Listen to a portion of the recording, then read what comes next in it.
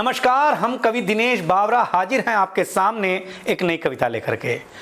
लेकिन अगर आपको हमारी कविता सुनना है तो आपको हमारा चैनल सब्सक्राइब करना है, घंटी बजानी है और कमेंट देना ही है।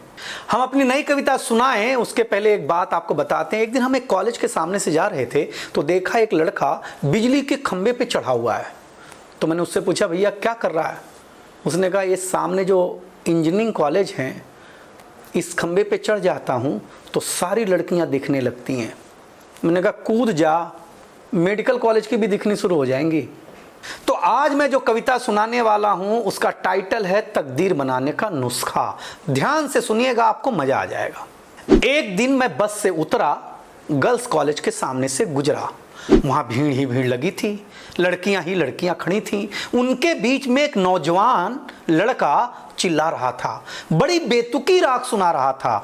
कह रहा था, ऐ लड़कियों अपने चप्पल उतारो और जितना मार सको मारो। ये सुनते ही मैं वहां ठहरा। उसके हालात ने मेरे दिल पर चोट किया गहरा। फिर मैं लड़कियों के बीच से दोनों बाहों से खींच के उसको बाहर ले आया। भाई, ये तू किस मंत्र का जाप कर रहा है या किसी पाप का पश्चाताप कर रहा है? उसने बोला, तू एक नंबर का लफंगा है, मेरे किस्मत बनने में तू सबसे बड़ा अड़ंगा है। मैंने कहा, क्या मतलब है यार, तू क्यों खा रहा है इतना खार?